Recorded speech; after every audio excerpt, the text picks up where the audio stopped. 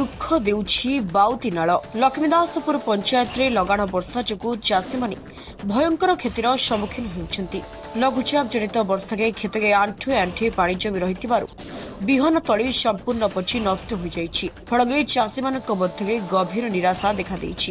ଚାଷୀମାନଙ୍କ କହିବା ଅନୁଯାୟୀ ବର୍ଷା କିମ୍ବା ବନ୍ୟା ପାଣି ନିଷ୍କାସନ ପାଇଁ ବର୍ଷ ବର୍ଷ ଧରି ଏକ ବାଉତି ନାଳ ବ୍ୟବହୃତ ହେଉଥିଲା, କିନ୍ତୁ ସମ୍ପ୍ରତି କିଛି ବ୍ୟକ୍ତି ନିଜ ଜମି ଦାବି କରି ସେହି ନାଳକୁ ପୋତି ଦେଇଥିବା ଅଭିଯୋଗ ହୋଇଛି। ଏହାର ପରିଣାମରେ ବର୍ଷା ପାଣି ନିଷ୍କାସନ ହୋଇପାରୁନଥିବାରୁ ହେକ୍ଟର ହେକ୍ଟର ଚାଷ ଜମି ଜଳମଗ୍ନ ହୋଇ ରହିଛି। ଚାଷୀମାନେ ଅଭିଯୋଗ କରିଛନ୍ତି ଯେ ଏହି ସମସ୍ୟା ନେଇ ସେମାନେ ବାରମ୍ବାର ସ୍ଥାନୀୟ ତହସିଲଦାରଙ୍କ ଦୃଷ୍ଟି ଆକର୍ଷଣ କରିଥିଲେ, କିନ୍ତୁ ଆଜି ଯିବୁ କାଲି ଯିବୁ ବୋଲି ଆଶ୍ୱାସନା ମିଳିଥିଲେ ମଧ୍ୟ ସ୍ଥଳ ପରିଦର୍ଶନ କିମ୍ବା ସମସ୍ୟାର ସମାଧାନ ପାଇଁ ଆସିନାହାନ୍ତି। ରାଜେନ୍ଦ୍ର କୁମାର ନାୟକ, ଲକ୍ଷ୍ମୀଦାସପୁର ଗ୍ରାମର ଜଣେ ଚାଷୀ। ଏଠି ଦୀର୍ଘ ବର୍ଷ ହେଲା ଇଏ ବାଉତି ନାଳ ଆମର ହେଇଛି। ଏଠି ସମସ୍ତେ ଚାଷୀ ମିଶି ନିଜର ପୈତୃକ ସମ୍ପତ୍ତି ଦାନ କରି ସେ ଏଠି ନାଳ ତିଆରି କରିଥିଲେ ସେମାନଙ୍କ ସୁବିଧା ପାଇଁ।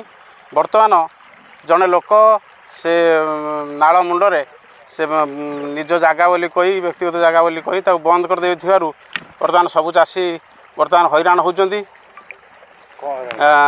ବର୍ତ୍ତମାନ ଆମେ ମୁଁ ମୋ ନିଜ କଥା କହୁଛି, ଯେଉଁ ତଳି ପକାଇଥିଲି ସେ ତଳି ବର୍ତ୍ତମାନ ଆଉ ନାହିଁ, ପଚିଗଲାଣି।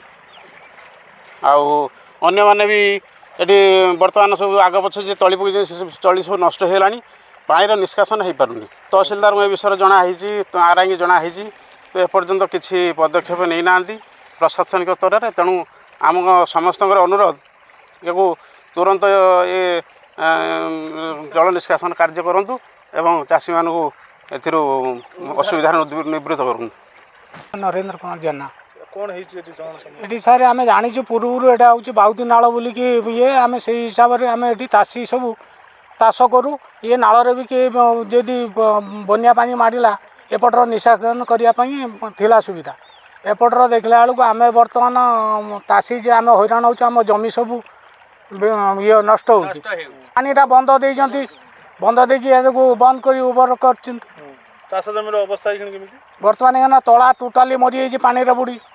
ଆମେ ଏଇନା ଚାଷ କରିବୁ କେମିତି, କ'ଣ କରିବୁ? ତହସିଲଦାରଙ୍କୁ ଜଣେଇଛୁ, ଆର୍ଆଇକି ଜଣେଇଛୁ। ତହସିଲଦାର ଆସିବେ ବୋଲି କହୁଛନ୍ତି, ତେଣୁ କରିକି ସେ ଆସୁନାହାନ୍ତି। ଆମେ ଏଇ ଚାଷୀ ବର୍ତ୍ତମାନ ଆମେ ଏଇନା ହଇରାଣ ହେଉଛୁ। କ'ଣ ଚାହୁଁଛନ୍ତି ଆପଣ?